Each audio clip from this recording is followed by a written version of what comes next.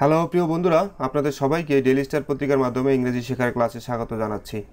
তো আজকে যে নিউজটা, সেই নিউজটা আপনাদের জন্য, যারা আপনারা কিছু পয়সা আছে, কিছু অলস অর্থ আছে, টাকা পয়সা আছে, সেগুলো কিভাবে বিনিয়োগ করবেন, পার্সোনাল ফিন্যান্স। কেমন? তো আমরা অনেকেই পার্সোনাল ফিন্যান্সের ব্যাপারে তেমন একটা জানি না। আজকে এই লেসনটা থেকে আমরা জানবো যে আমাদের আয়ের সঞ্চয়ের একটা অংশ কিভাবে আমরা বিনিয়োগ করতে পারি ভালোভাবে, সেফভাবে। কেমন? তো পার্সোনাল ফিন্যান্স হচ্ছে ব্যক্তিগত অর্থনৈতিক কর্মকাণ্ডগুলো, ব্যক্তিগত অর্থনৈতিক কর্মকাণ্ড। তো ফিন্যান্স তো অনেক বড় বিষয়। ফিন্যান্স অর্থ যদি আপনারা দেখেন, the management of large amount of money, অর্থ পয়সার যেই ব্যবস্থাপনা, সেই বিষয়টাকে ফিন্যান্স বলা হয়। যে বিশেষ করে গভর্নমেন্ট যখন টাকা রেভিনিউ কালেকশন থেকে শুরু করে বিভিন্ন উন্নয়ন কার্যক্রম পরিচালনা করার যে অর্থ বরাদ্দ থেকে অর্থ জনগণ থেকে সংগ্রহ করার সার্বিক বিষয়টা হচ্ছে ফিন্যান্স। ফিনান্সিয়াল অ্যাফেয়ার্স বলে, মানি ম্যাটার্স বলে, কেমন? ফিসকাল ইয়ার যেটাকে বলে, ফিসকাল ম্যাটার্স। এছাড়া এটা যখন ফিনান্সিয়াল অ্যাফেয়ার্স হয় তখন এটা নাউন, আবার ফিন্যান্স বারও হইতে পারে। ফিন্যান্স যখন বার হয় তখন অর্থ হয় প্রোভাইড ফান্ডিং ফর, টাকা সরবরাহ করা, কোনো ব্যবসায় টাকা সরবরাহ করা, ফান্ড করা।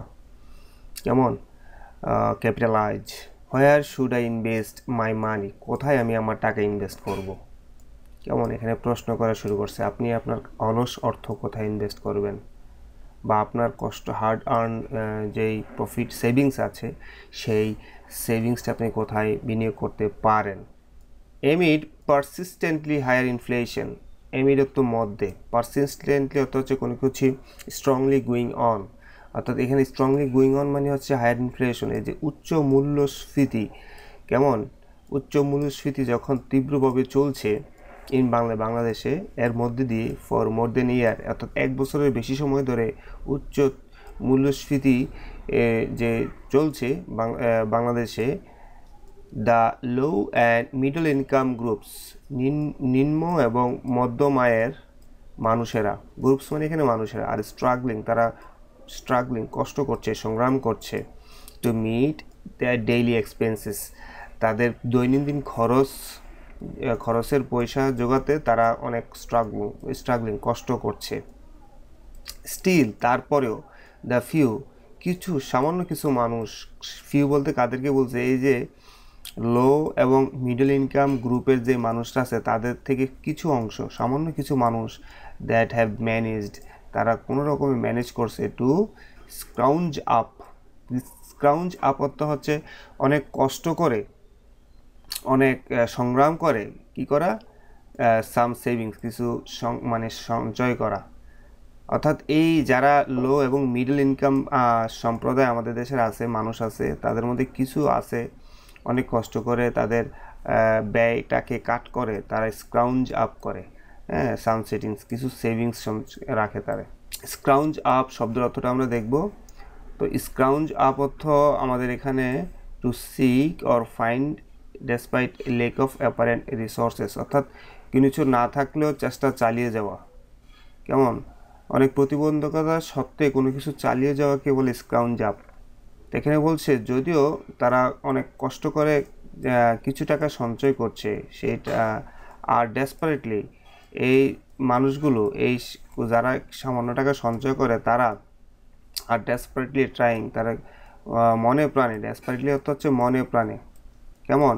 ট্রাইং, চেষ্টা করছে, to invest their hard earn money, তাদের এই কষ্ট উপার্জিত টাকা তারা ইনভেস্ট করতে চাচ্ছে ইন এ প্রপার ওয়ে, সঠিকভাবে। আনফর্চুনেটলি, দুর্ভাগ্যক্রমে, ইনভেস্টমেন্ট অপরচুনিটিস, অর্থাৎ এই বিনিয়োগ করার, কেমন, টাকা যে তাদের হার্ড আর্ন যে টাকা আছে, সেই টাকাটা বিনিয়োগ করার সেই সুযোগ সুবিধা আর নট ওয়াইডলি নোন, আমাদের দেশের মানুষ এটা ভালোভাবে জানে না। মানুষ কি করে? মানুষ রিস্কি জায়গায় ইনভেস্ট করে।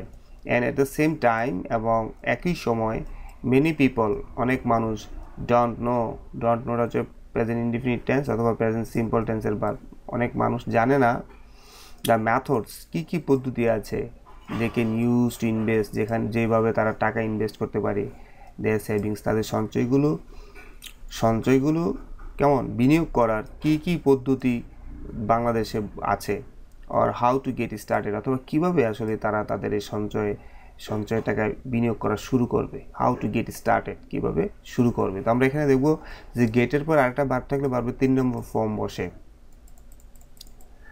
The most popular forms of investment in Bangladesh, বাংলাদেশের সবচেয়ে জনপ্রিয় বিনিয়োগগুলো ফর্মস অথবা মেথডসগুলো ইনভলভড এখানে verb present simple tense, stock market. তো এখানে আপনারা প্রথমেই বলে দিচ্ছে যে বাংলাদেশে কোন কোন জায়গায় আপনারা বিনিয়োগ করতে পারবেন। সবচেয়ে পপুলার হচ্ছে স্টক মার্কেটে, কেমন স্টক মার্কেটে আপনারা বিনিয়োগ করতে পারবেন। আমরা যেটা বলি শেয়ার বাজারে বিনিয়োগ করতে পারবেন। ন্যাশনাল সেভিংস সার্টিফিকেটস, আমরা যেটাকে বলি সঞ্চয়পত্র, সরকারি সঞ্চয়পত্রে আপনি বা ঋণপত্রে আপনি বিনিয়োগ করতে পারবেন। জমি ল্যান্ড জমি কিনে আপনি বিনিয়োগ করতে পারবেন। গোল্ড স্বর্ণ কিনে আপনি বিনিয়োগ করতে পারবেন। অ্যান্ড ডিপোজিটস ইন ব্যাংকে আমানত করে আপনি বিনিয়োগ করতে পারবেন। And non bank financial institutions, এবং নন ব্যাংক আর্থিক প্রতিষ্ঠানগুলো যেটাকে সংক্ষেপে বলে নন ব্যাংক ফিনান্সিয়াল ইনস্টিটিউশনস, এই সকল প্রতিষ্ঠানে আপনি আপনার আমানত রেখে বিনিয়োগ করতে পারেন। তো আমরা এখানে মোটামুটি এই একটা স্টক মার্কেট, ন্যাশনাল সেভিংস 2টা, তারপরে ল্যান্ড 3টা, গোল্ড 4, ডিপোজিট ব্যাংক 5, নন ব্যাংক 6, এই 6টা জায়গায় আমরা সাধারণত বিনিয়োগ করতে পারি আমাদের হার্ড আর্ন সেভিংস। হাউএভার, যাই হোক, keeping deposits in accounts, deposits মানে হচ্ছে আমানত, আমরা ব্যাংকে যেই বিভিন্ন মেয়াদে টাকা রাখি, কেমন এগুলোর বলে ডিপোজিট। বলছে এই ডিপোজিটগুলো আপনার অ্যাকাউন্টে and purchasing government treasury bills. তো আমরা আরেকটা জিনিস জানলাম যে গভর্নমেন্ট ট্রেজারি বিল কেনার মাধ্যমেও, ক্রয় করার মাধ্যমে আমরা কিন্তু কী করতে পারি, ইনভেস্ট করতে পারি, বিনিয়োগ করতে পারি। তো পারচেজিং গভর্নমেন্ট ট্রেজারি বিল, আপনি বলছে এখানে যদি আপনি ব্যাংকে অ্যাকাউন্টে পয়সা রাখেন, বিনিয়োগ করেন, সঞ্চয় করেন, এবং সরকারি ট্রেজারি বিল কিনেন এবং বন্ড কিনেন, কেমন এগুলো কি হয়েছে, এগুলো এখন হয়েছে the most attractive investment options. তো এই যে এইটুক পর্যন্ত হচ্ছে আমাদের ট্রেডিশনাল বিনিয়োগ ইনভেস্টমেন্ট। কিন্তু এখানে বলছে যাই হোক, বর্তমান সময়ে ব্যাংকে সঞ্চয় করা এবং ট্রেজারি বিল কিনা এবং বন্ড কিনা বেশি মানুষের কাছে অ্যাট্রাকটিভ ইন রিসেন্ট মান্থস, সাম্প্রতিক মাসগুলোতে। কেন, সেটা ডিউটি দিয়ে বলবে, ডিউ টু হায়ার ইল্ডস অর্থ হচ্ছে লাভ, প্রফিটস, উচ্চ প্রফিটের কারণে। তার মানে এখানে স্পষ্ট বলে দিচ্ছে যে ট্রেজারি বিলগুলো এখন বেশি প্রফিট দেয়। হায়ার ইল্ডস মানে কি, মোর প্রফিট, কেমন বন্ডগুলো মোর প্রফিট দেয়, এবং ব্যাংকের আমানতের উপরে সুদ, এই যে ডিপোজিটের উপরে যে সুদ ব্যাংক অ্যাকাউন্টে, সেটাও বেশি। এখানে মানুষ এগুলোতে এখন বিনিয়োগ বেশি করে। ইন দ্য পাস্ট, অতীতে, এনএসসিস অর্থ সরকারি ঋণপত্র অথবা সঞ্চয়পত্র, ন্যাশনাল সেভিংস সার্টিফিকেটস, কেমন NSC use to offer higher returns অর্থ হচ্ছে লভ্যাংশ, প্রফিটস, ইল্ডস কেমন, রিটার্নস একই কথা, প্রফিটস। অতীতে সঞ্চয়পত্রগুলো ইউজ টু অফার দিত হায়ার রিটার্নস, অধিক মুনাফা দিত। বাট কিন্তু নাওয়াডেজ, আজকাল banks are offering higher yields, ব্যাংকগুলো বেশি মুনাফা দিচ্ছে। আগে সঞ্চয়পত্র দিত, এখন ব্যাংক বেশি মুনাফা দেয়। কেন, due to the contractionary monetary policy, গভর্নমেন্টের আর্থিক প্রতিষ্ঠানে বিভিন্ন ধরনের অনিয়মের কারণে সরকার কন্ট্রাকশনারি মনিটারি পলিসি নিয়েছে। কন্ট্রাকশনারি মনিটারি পলিসি অর্থ ধরেন ব্যয় সংকোচন, কেমন ব্যয় সংকোচন, আমরা এটা অর্থনীতির একটা মানে অর্থনৈতিক পলিসি, কেমন অর্থনৈতিক নিয়ন্ত্রণের জন্য। তো আমরা এখানে কন্ট্রাকশনারি মনিটারি পলিসিটা একটু দেখে নিব। এটা বিষয়টা কি, কন্ট্রাকশনারি মনিটারি পলিসিটা হচ্ছে এক ধরনের একটা মনিটারি অর্থনৈতিক পদক্ষেপ, মেজার, সরকারের দ্বারা গৃহীত একটা অর্থনৈতিক measure to reduce government spending, সরকারের খরচ কমানো। যেমন আমরা জানি যে বর্তমানে সরকারি প্রতিষ্ঠানগুলো, বিশেষ করে সচিবালয়ে অনেক জায়গায় খরচ কমানো হয়েছে এবং বিভিন্ন ধরনের বড় বড় প্রজেক্ট হাতে নিচ্ছে না। The rate of monetary expansion, অর্থনৈতিক কার্যক্রম কমিয়ে ফেলা বাই এ সেন্ট্রাল ব্যাংক বা কেন্দ্রীয় ব্যাংকের মাধ্যমে। It is a macro economic tool, এটা একটা অর্থনৈতিক tool use to combat rising inflation. এবং এই কন্টেক্সশনারি পলিসির মাধ্যমে আপনার যেটা সবচেয়ে টার্গেট, এটা টার্গেটই হচ্ছে টু কমব্যাট রাইজিং ইনফ্লেশন, মূল্যস্ফীতি বা মুদ্রাস্ফীতিটাকে মোকাবেলা করা। যেমন আমাদের দেশে 9%, 10%, এবং কিছু কিছু ক্ষেত্রে 30 থেকে 35% খাদ্যদ্রব্য ক্ষেত্রে ইনফ্লেশন হচ্ছে। তো এই ইনফ্লেশনটা নিয়ন্ত্রণ করতে পারছে না সরকার, এই কারণে সরকার কন্ট্রাকশনারি মনিটারি পলিসি হাতে নিছে। তো আমরা বুঝলাম যে সরকারের দ্বারা গৃহীত অর্থনৈতিক খরচের যেই কন্ট্রোল, সেটা হচ্ছে কন্ট্রাকশনারি মনিটারি পলিসি। তো এখানে বলছে অতীতে সঞ্চয়পত্রগুলো ভালো রিটার্ন দিত, কিন্তু বর্তমানে banks are offering higher yields, bank বেশি মুনাফা দেয় due to contractionary monetary policy. যেহেতু সরকার মনিটারি পলিসি হাতে নিয়েছে, adopted with central bank to rein, এবং এটা তারা কী দিয়েছে, টু রেইন। ওইখানে পাইলে আমরা to control in high inflation, inflation নিয়ন্ত্রণ করার জন্য, এখানে রেইন অর্থটাও নিয়ন্ত্রণ করার জন্য কন্ট্রোল। আমরা দেখব যে এই রেইন শব্দটা বিভিন্ন অর্থ দেয়। এখানে রেইন শব্দটা অর্থ দিচ্ছে রেইন ইন হাই ইনফ্লেশন, মূল্যস্ফীতির মানে বসে আনা, মূল্যস্ফীতি নিয়ন্ত্রণ করা, মূল্যস্ফীতি কমিয়ে আনা। যেমন রেইন যখন নাউন হয় তখন হচ্ছে গলার যে লাগান, মানে আমরা কী বলবো, মানে কন্ট্রোলটা, সেটাকে বলে রেইন। তো লং ন্যারো স্ট্র্যাপ মানে সুতা, দড়ি, attach to one end to horse bit, ঘোড়ার সাথে লাগানো, typically use in pairs to guided চেকে হর্স, যেটার মাধ্যমে হর্সকে নিয়ন্ত্রণ করা হয়। তো এইখান থেকে নিয়ন্ত্রণ জিনিসটা আসছে। তো রেইন তো চেক, কেমন, control, guide by pulling on its rein. তো এইখান থেকে আসছে আসলে রেইন অর্থ কি, নিয়ন্ত্রণ করা, কন্ট্রোল করা। তো বলছে সরকার সঞ্চয়পত্রের তাদের আগে অনেক লাভ দিত, রিটার্ন অনেক লাভ দিত, বাট নাউডেজ সেন্ট্রাল ব্যাঙ্কগুলো অফারিং হায়ার ইল্ডস, বেশি লাভ দেয় due to contractionary monetary policy. কেমন, মনিটারি পলিসির জন্য সেন্ট্রাল ব্যাংকের। তো সেন্ট্রাল ব্যাংক এই মনিটারি পলিসি কেন নিছে, to rein in high inflation, inflation মোকাবেলা করার জন্য। তো এখানে অনেক অর্থনৈতিক বিষয় আছে, যেমন আপনি সরকারের দ্বারা গৃহীত এই সঞ্চয়পত্রগুলো কিন্তু সরকারের উপর একটা বোঝা, ব্যয়, এগুলোর কিন্তু আমানতকারীদেরকে সুদ দিতে হয়, সরকারের খরচ বেড়ে যায়। খরচ বেড়ে যাওয়ার বিষয়টাই হচ্ছে কমানোটাই হচ্ছে কন্ট্রাকশনারি মনিটারি পলিসি। এই কারণে সরকার সঞ্চয়পত্রের কমিয়ে দিছে, ইন্টারেস্ট কমিয়ে দিছে। সঞ্চয়পত্রের ইন্টারেস্ট কমিয়ে দেওয়ার সাথে সাথে মানুষ সঞ্চয়পত্রে আগ্রহ হারিয়ে ফেলছে। অন্যদিকে ব্যাংকগুলো তাদের যেই আমানত, ডিপোজিটের গুলোর লাভ্যাংশ বাড়িয়ে দিছে। এই হচ্ছে বিষয়। হুইচ হ্যাজ বিন অ্যাবাভ 9%, কোনটা এখানে বলছে, এই ইনফ্লেশন সম্পর্কে বলছে।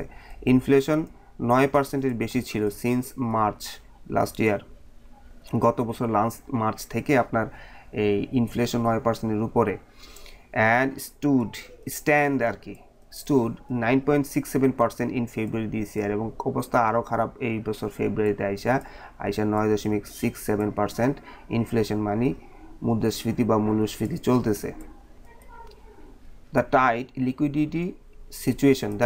লিকুইডিটি সিচুয়েশনটা হচ্ছে এই যে কন্ট্রাকশনারি মনিটারি পলিসিটাই হচ্ছে একটা আরেকটা term, tight monetary liquidity situation. এই যে অর্থের তারল্যের সংকট ইন দ্য ব্যাঙ্কিং ইন্ডাস্ট্রিতে যে তারল্যের যে সংকট has made deposits costlier for banks. এই কারণেই এখন ডিপোজিটটা মানে সহজ না, forcing them to raise the rates two attract funds. এখন আর ব্যাংকে অত একটা আমানতকারীরা আপনার আমানত করছে না, ব্যাংকে টাকা জমা করতে চাচ্ছে না। এই কারণে ব্যাংকের জন্য আমানতটা এখন দুষ্প্রাপ্য হয়ে গেছে।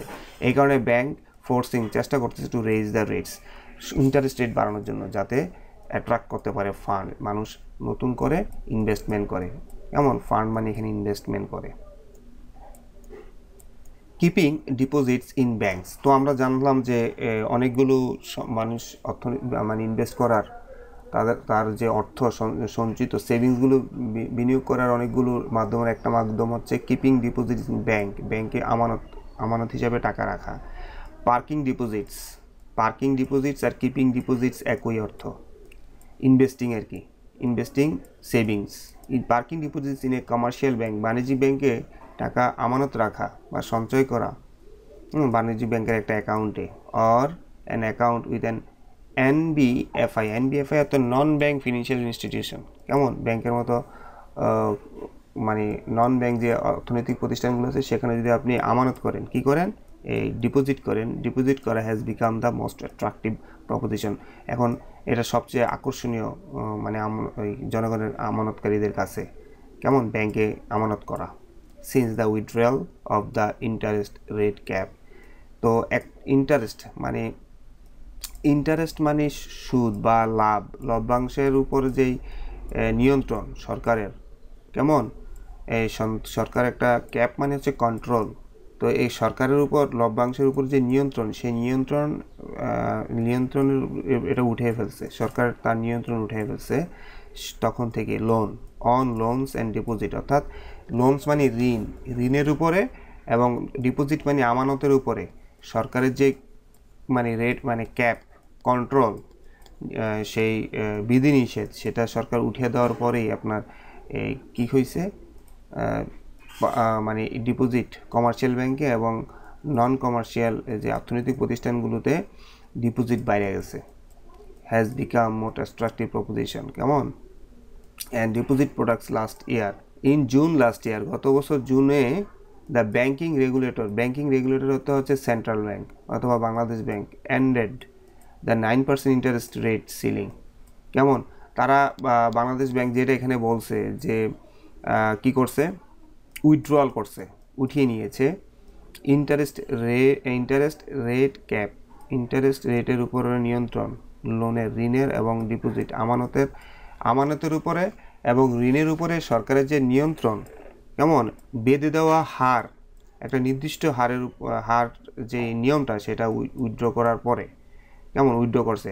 তো উইথড্র করার in the June last year, গত বছর জুন মাসে ব্যাংকিং রেগুলেটর অর্থাৎ বাংলাদেশ ব্যাংক এন্ডেড, তারা এই যে মানে ইন্টারেস্ট রেট ক্যাপটা এটা তারা উঠিয়ে দিছে, 9%-এর যে নির্দিষ্ট করা রেট ক্যাপটা সেটা উঠিয়ে দিছে, কেমন, এবং introduced a new interest rate formula, এবং এই বাংলাদেশ ব্যাংক নতুন একটা ফর্মুলা নিয়ে আসছে।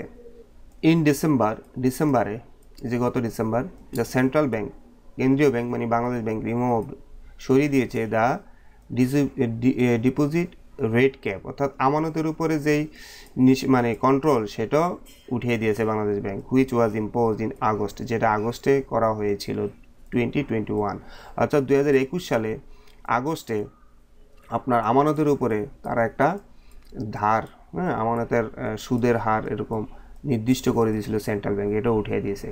As the policy rate was hiked by the central bank to combat the unprecedented spell of inflation, এবং তারা এটা করছে যাতে কি করতে পারে, combat the unprecedented spell of inflation, মুদ্রাস্ফীতি নিয়ন্ত্রণ করতে পারে। It pushed up the deposit rate further, কেমন, এবং এর কারণে ডিপোজিট আমানতের যেই হার সেটা বেড়ে গেছে।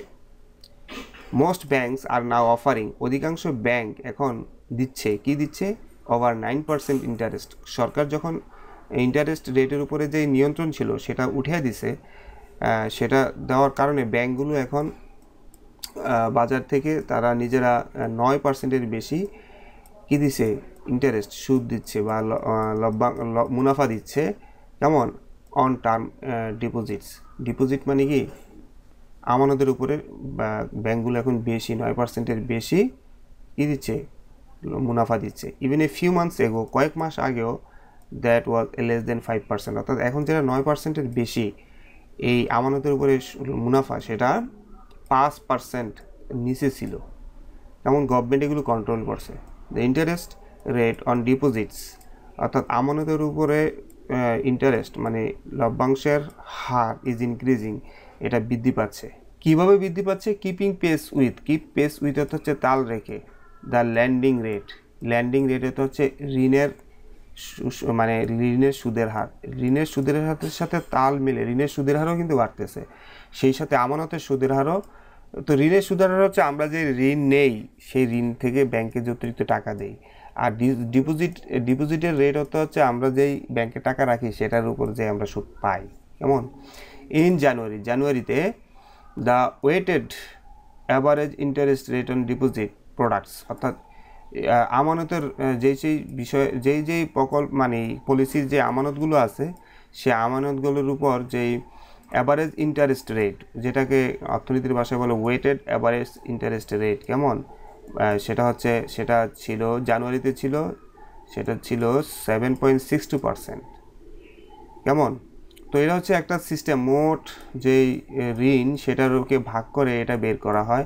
এটা বের করে তো দেখা গেছে যে বাংলাদেশে আমানতের উপর একজন গ্রাহক সাধারণত 6.62% মুনাফা পেত, কেমন, আপ ফ্রম 6.42% ইন ডিসেম্বরে যেটা ছিল 7.42, এই জানুয়ারিতে আইসা সেটা 7.62 একটু বৃদ্ধি পাইছে as per central bank data অনুযায়ী। ফর এক্সাম্পল, উদাহরণস্বরূপ বলছে the rate offered by Bangladesh bank stood at 8.19%। সরকার যখন এই যে ইন্টারেস্ট রেট ক্যাপ এটা উঠে দিছে, তখন কিন্তু এখন ব্যাংকগুলো প্রত্যেক ব্যাংক নিজের মতো করে বেশি করে আমানতের উপরে ইন্টারেস্ট দিচ্ছে, তারা বেশি আমানত সংগ্রহ করার জন্য। তো উদাহরণস্বরূপ বলছে যেই রেট যে মানে মুনাফার যে হার এবি ব্যাংক দিচ্ছে সেটা আসলে বর্তমানে 8.19% ছাড়াইছে জানুয়ারিতে, যেটা ইট ওয়াজ 8.96% ফর এনআরবি কমার্শিয়াল ব্যাংক। এটা আরেকটা ব্যাংকের নাম, এনআরবি কমার্শিয়াল ব্যাংক দিতে আছে আরও বেশি, প্রায় 9%, অ্যান্ড 8.17%, কেমন, ফর ঢাকা ব্যাংক 8.17% মুনাফা দিচ্ছে আমানতের উপরে। ব্যাংকাররা বলতেছে দে আর রেইজিং দ্য ল্যান্ডিং রেট, বলতেছে আমরা তো যে আমাদের ব্যাংক থেকে যারা ল্যান্ডিং মানে ধার নিচ্ছে, ঋণ নিচ্ছে, তাদের রেটও বাড়াচ্ছি। As funds have become costly, যেহেতু ফান্ড পাওয়া এখন সহজ নয়, ফান্ড অ্যাভেলেবল না, লিকুইডিটি অ্যাভেলেবল না, due to the contractionary monetary policy, যেহেতু সরকারের নিয়ন্ত্রণ মানে কন্ট্রাকশনারি অর্থে কৃচ্ছনীতি বলে এটাকে, ব্যয় রাজনীতির কারণে আমাদের কাছে এখন ডিপোজিটও তেমন একটা আমাদের কাছে তারল্য না থাকার কারণে এখন আমরা যেই টাকায় আছে সেটা বেশি রেটে আমাদের দিতে হচ্ছে। People are now returning to banks, তো বলছে মানুষ এখন ব্যাংকে ফিরে যাচ্ছে, কেমন, টু ডিপোজিট দেয়ার মানি, তাদের টাকা সঞ্চয় করার জন্য, due to growing interest rate on deposit products, যেহেতু ডিপোজিটের উপর বেশি ইন্টারেস্ট পাওয়া যায়, গ্রোয়িং ইন্টারেস্ট বেশি পাওয়া যায়। তো এই কথাটা বলছে আনিস, কেমন, এ খান, তার পরিচয়টা এখানে পজিশন দিয়ে দেবে এ former chairman of the association of bankers, তিনি ব্যাংক সমিতির chairman, the platform of chief executives of banks. তো এই অ্যাসোসিয়েশনের আবার একটা পজিশন দিছে, যে অ্যাসোসিয়েশন হচ্ছে এমন একটা platform of the executive bank অফিসারদের একটা প্ল্যাটফর্ম। খানের আরেকটা পরিচিতি বলছে former managing director of mutual trust bank, তিনি ম্যানেজিং ডিরেক্টর ছিল মিউচুয়াল ট্রাস্ট ব্যাংকের। অ্যাডেড খান আরও বলছে that the currency outside the banking সিস্টেমের বাইরে যার হাতে কোনো সাধারণ মানুষের হাতে যে ক্যাশগুলো আছে সেটা সম্পর্কে বলছে হ্যাড বিন ডিক্রিজিং, এটা কমে যাচ্ছে, কমে due to rising deposit rates. তো রাইজিং ডিপোজিট রেটস হচ্ছে আমানতের উপরে যে বেশি পরিমাণে মুনাফা দেওয়া হচ্ছে, এই কারণে আপনার কারেন্সি আউটসাইড ব্যাংকিং সিস্টেমের বাইরে মানুষ এখন টাকা রাখে না। মানুষ চিন্তা করে হাতে টাকা রেখে লাভ কি, ব্যাংকে রাখলে তো বেশি লাভ পাওয়া যায়। Government treasury bills and bonds, তো এই দুইটা জায়গায়ও আমরা ইনভেস্ট করে সাধারণ মানুষ যাদের সঞ্চয় আছে, সেভিংস আছে, ট্রেজারি বিল কিনতে পারে এবং বন্ডস কিনতে পারে। অফ লেট মানে রিসেন্টলি, সাম্প্রতিক government treasury bill and bonds, কেমন, popularly known as T bills and T bonds, তো এগুলোরে সাধারণত বেশি মানুষের কাছে বেশি পরিচিত টি বিল এবং টি বন্ড নামে।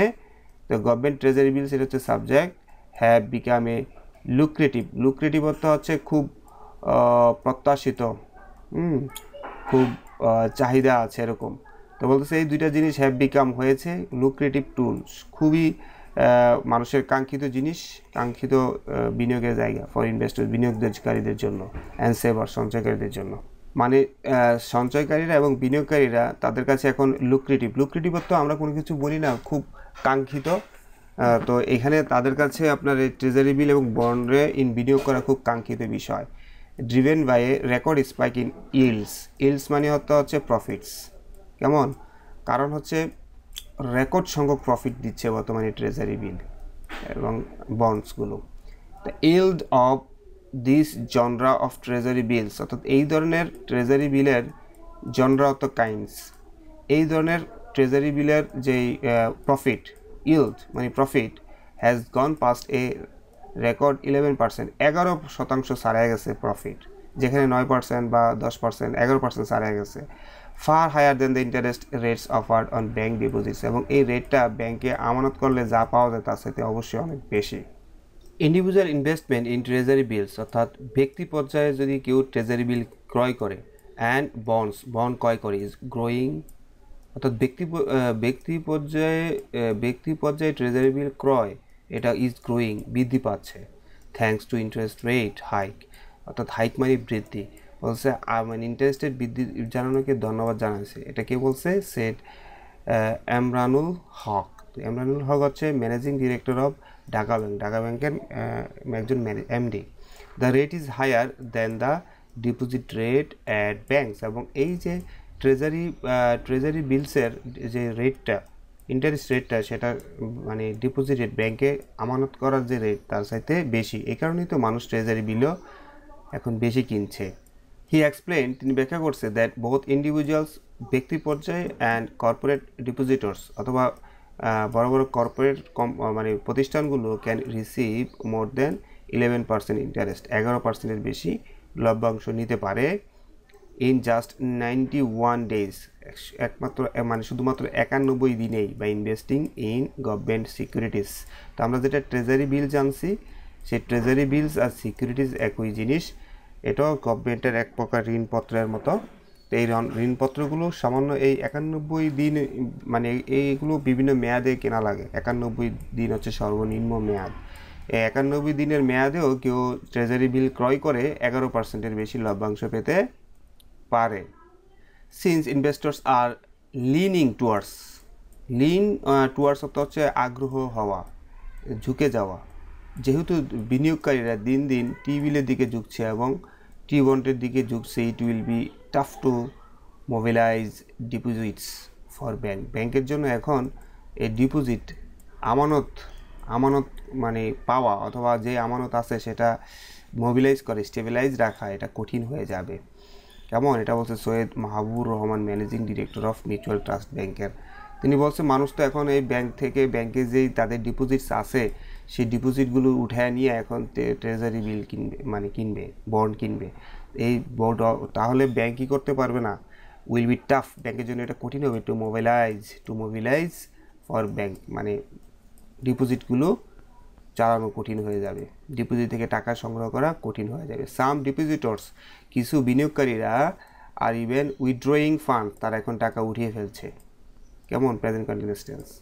আর উইথড্রয়িং ফ্রম ব্যাংক থেকে, and investing them in treasury bills, এবং তারা ট্রেজারি বিলে বিনিয়োগ করছে। Since the interest rate of the latter মানে ট্রেজারি বিলের কথা বলছে, যেহেতু ট্রেজারি বিলের ইন্টারেস্ট রেট মুনাফা ইজ মোর দেন 2%, মানে 2% points higher than the former মানে আপনার ডিপোজিটস, ব্যাংক ডিপোজিটের চাইতে ট্রেজারি বিলের যে ইন্টারেস্ট রেট, সেটা 2% বেশি। Who can invest in treasury bills? তো একটা প্রশ্ন থাকতে পারে, ট্রেজারি বিল কারা কিনতে পারে? তো এখানে উত্তর হচ্ছে, এনিওয়ান ইন বাংলাদেশের যে কোনো নাগরিক can easily put money in treasury bill ক্রয় করতে পারে, because of the initiatives adapted by the central ব্যাংকের গৃহীত বিভিন্ন পদক্ষেপের মাধ্যমে। অ্যাট প্রেজেন্ট, বর্তমানে treasury bills that mature in 91 days, যে ট্রেজারি বিলগুলি 91 দিনে ম্যাচিউর হয় এবং 182 দিনে ম্যাচিউর হয় এবং 364 মানে 1 বছরে ম্যাচিউর হয়, আর আপ ফর গ্রাবস, এগুলো আপনি চাইলে এগুলো ক্রয় করতে পারেন ফর রেসিডেন্স, যে কোনো দেশের যে কোনো নাগরিক, হুইচ রেফার টু ইন্ডিভিজুয়ালস, এবং এটা যে কোনো ব্যক্তি কিনতে পারবে, অথবা ইনস্টিটিউশন অথবা কোনো প্রতিষ্ঠান কিনতে পারে। অনেক সময় প্রতিষ্ঠান কিন্তু এরকম সরকারের ব্যাংকে ডিপোজিট করে তাদের সঞ্চয়ের অংশ কর্মচারীদের বেতন দেওয়ার জন্য। তো এইগুলোই বলছে ইনস্টিটিউশনস। তো ইনস্টিটিউশনগুলো চাইলেও ট্রেজারি বিল কিনতে পারে। তো ইনস্টিটিউশনগুলো কারা? সাচ অ্যাজ ব্যাংকস, এনবিএফআইস এর নন ব্যাংকিং ফিনান্সিয়াল ইনস্টিটিউশন এগুলো ক্রয় করতে পারে, ইন্স্যুরেন্স কোম্পানিও এগুলো ক্রয় করতে পারে। টি বিলস, ট্রেজারি বিলসগুলো আর ইস্যু করা হয়, ছাড়া হয় through price based multiple price auctions, এক প্রকার অকশনের মাধ্যমে। রিটেইল ইনভেস্টর্স, সাধারণ বিনিয়োগকারীরা ক্যান বাই দেম, এগুলো কিনতে পারে from the local office of the central ব্যাংকের লোকাল অফিস থেকে, যেমন সোনালী ব্যাংক, রূপালী ব্যাংক, অগ্রণী ব্যাংক, তারপরে পূবালী ব্যাংক, তারপর এই সব ব্যাংক থেকে কিনতে পারে। এগুলি হচ্ছে কিন্তু আপনার লোকাল অফিস, সেন্ট্রাল ব্যাংকের local office. Commercial bank and brokerage house থেকে কিনতে পারে। দ্য মিনিমাম ইনভেস্টমেন্ট সিলিং মানে হচ্ছে সীমা, সর্বনিম্ন বিনিয়োগের যে সীমা হ্যাজ বিন এট টাকা 1 লাখ। তো আপনি এটা বিনিয়োগ করতে চাইলে সর্বনিম্ন আপনার অ্যাটলিস্ট 1 লাখ টাকা থাকতে হবে, but there is no maximum limit. কিন্তু এই বিনিয়োগের কোনো সীমা নাই, আপনি চাইলে মানে অগণিত টাকা এখানে বিনিয়োগ করতে পারবেন। As the instruments are issued, যেহেতু এই ট্রিবিলগুলো ইস্যু করা হয় and backed by the government, এবং যেহেতু সরকার এগুলো মালিক, সরকার এগুলো ছাড়ে, এই ঋণপত্রগুলো সরকার ছাড়ে, এই ট্রেজারি বিলসগুলো, এই বন্ডসগুলো, এগুলো সবই ঋণপত্র, এগুলো সরকার ছাড়ে। The investment in the tools, অর্থাৎ এই ক্ষেত্রে যদি আপনি বিনিয়োগ করেন, ইজ কনসিডার্ড রিস্ক ফ্রি, এগুলো আপনার কোনো রিস্ক নেই, বিকজ কারণ Bangladesh has never defaulted on its debts, কারণ বাংলাদেশ কখনোই তার ডিফল্টেড মানে ঋণ পরিশোধে অক্ষম হয় নাই। The principal amount and profit are interest are paid out upon maturity, অর্থাৎ আপনি মূলধন, প্রিন্সিপাল অ্যামাউন্ট মানে মূলধন, প্রফিট মানে হচ্ছে ইন্টারেস্ট রেট, এই দুটোটা আপনি পাবেন। এই যে এখানে প্রফিট আর ইন্টারেস্ট লেখছে। তো আজকের ক্লাসে আসলে অনেকেই আমাকে, যারা ধর্মীয় দৃষ্টিকোণ থেকে চিন্তা করেন যে ইন্টারেস্ট বা রেট, সুদ বলবো, আমি সুদ বলতেও রাজি আছি, আমার প্রবলেম নেই, আমি আসলে ক্লাসের বিভিন্ন সময় প্রফিট বলছি, সমস্যা নেই। দ্য প্রিন্সিপাল অ্যামাউন্ট, হ্যাঁ, মূলধন এবং যে সুদ অথবা লভ্যাংশ আর পেইড আউট, এগুলো দেওয়া হয় আপন ম্যাচুরিটি, অর্থাৎ আপনি যখন বিনিয়োগ করবেন, আপনার মূলধন এবং লভ্যাংশ মেয়াদ উত্তীর্ণ হওয়ার সাথে সাথে, ম্যাচুরিটি হওয়ার সাথে সাথে দিয়ে দেওয়া হবে। তো আমাদের এখানে আরেকটা জনপ্রিয় বিনিয়োগ, ইনভেস্টমেন্ট ইন স্টক মার্কেট। হ্যাঁ, স্টক মার্কেট মানে শেয়ার বাজারে আপনি বিনিয়োগ করতে পারেন আপনার সেভিংস। বাইং শেয়ার আর কি, is a popular form of investment world wide, বিশ্বব্যাপী একটা জনপ্রিয় বিনিয়োগ। ফর এক্সাম্পল, উদাহরণস্বরূপ, মোর দেন 60% of adults in the United states, আমেরিকার বয়স্ক 80%-এর বেশি মানুষ বিনিয়োগ করে in the stock market in 2023 সালে 60% বেশি বৃদ্ধরা তাদের আমেরিকার স্টক মার্কেটে বিনিয়োগ করেছিল। It stands at about 1% Bangladesh, কিন্তু এই পরিমাণটা বাংলাদেশে 1% মাত্র। আসলে ট্রাস্ট এবং বিশ্বাসের জায়গাটা এখন আমাদের দেশে হয় নাই।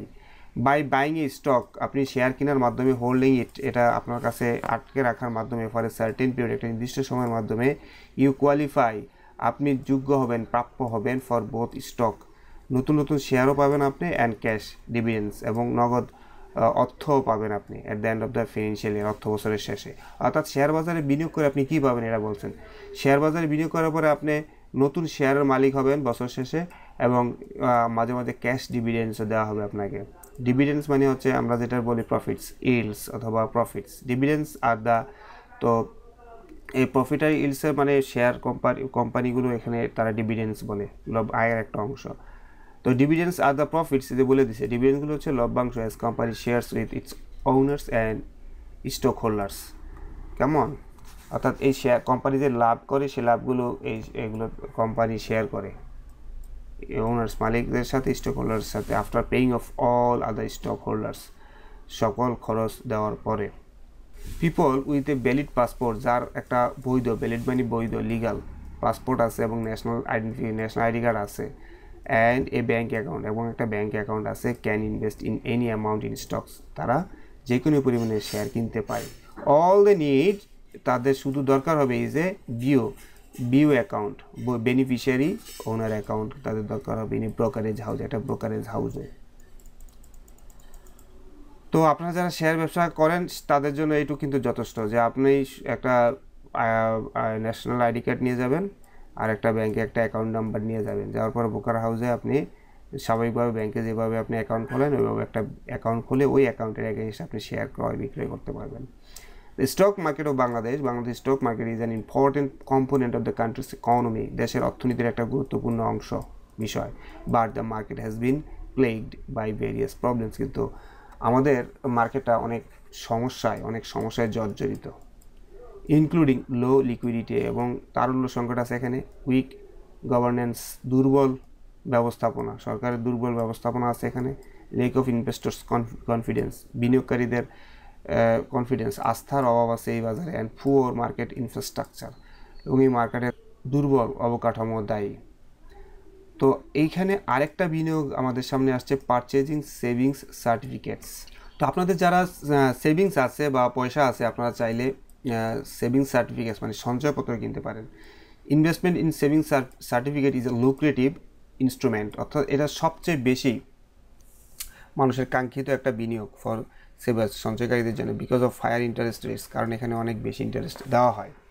Until the fiscal year of 2021-2022 2021-2022 অর্থ বছরে পর্যন্ত সঞ্চয়পত্র এনএস, ন্যাশনাল সেভিংস সার্টিফিকেট, কেমন, were the primary source of domestic financing for the government. অর্থাৎ এই যে 2021-22 অর্থ বছরে সরকার মানুষের থেকে ঋণ নিত শুধুমাত্র সঞ্চয়পত্রের মাধ্যমে, এটাই বলছে ডোমেস্টিক ফিন্যান্সিং, দেশের মানুষের থেকে ঋণ নিত সঞ্চয়পত্রের মাধ্যমে। So the investment tool received huge traction, এই কারণে এই ইনভেস্টমেন্ট টুলটা, অর্থাৎ এই সঞ্চয়পত্রটা মানুষের কাছে অনেক আগ্রহ হয়েছিল, অ্যাট্রাকশন ও মানুষের আগ্রহ হয়েছিল, ট্রাকশন আগ্রহ এখানে। তো সঞ্চয়পত্র ইস্যু করা has remain negative in the first 7th month of the current financial year. বর্তমান যে অর্থবছর চলতেছে, বর্তমান অর্থবছর বলতে আপনার 23-24 যে অর্থবছর চলতেছে, সেই অর্থবছরের প্রথম 7 মাসে কিন্তু এই সঞ্চয়পত্রের একটা নেগেটিভ ট্রেন্ড চলতেছে, because of less comparative interest rates, যেহেতু এখানে ইন্টারেস্ট রেট কম, টাইটার কন্ট্রোলস, এবং এগুলো বাংলাদেশ সরকার এখন এগুলো নিয়ন্ত্রণ করতেছে বেশি, কেমন, according the world bank report. There are 4 categories of saving certificates, 4 ধরনের সঞ্চয়পত্র আছে, উইথ ভ্যারাইং ইন্টারেস্ট রেটস, এবং 4 ধরনের জন্য আলাদা আলাদা মানে interest, with the highest rate standing at 11.76%, এবং সবচেয়ে বেশি ইন্টারেস্ট দেয় যেটা দেয় সেটা হচ্ছে 11.76%। However only retired government official, শুধু সরকারি অবসরপ্রাপ্ত অফিস কর্মকর্তারা, the officials of semi government, আধা সরকারি কর্মকর্তারা, এবং অটোনমাস স্বায়ত্তশাসিত প্রতিষ্ঠান, ঢাকা বিশ্ববিদ্যালয়ের শিক্ষক, কেমন, স্বায়ত্তশাসিত প্রতিষ্ঠান, সেমি অটোনমাস অর্গানাইজেশন, আধা স্বায়ত্তশাসিত প্রতিষ্ঠান, and the family members of the deceased employees of this firms, এবং এই প্রতিষ্ঠানগুলোর মৃত কর্মকর্তার কি মেম্বার্স, পরিবারের সদস্যরা আর এলিজিবল, যোগ্য, to invest in the tool that provides the best yield.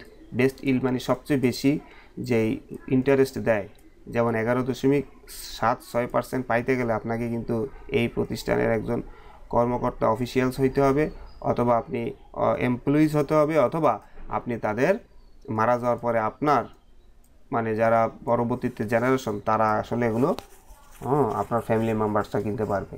আপনারা চাইলে, যারা সাধারণত এর মধ্যে পড়ে না, তারা চাইলে এই ইন্টারেস্ট রেট পাবে না।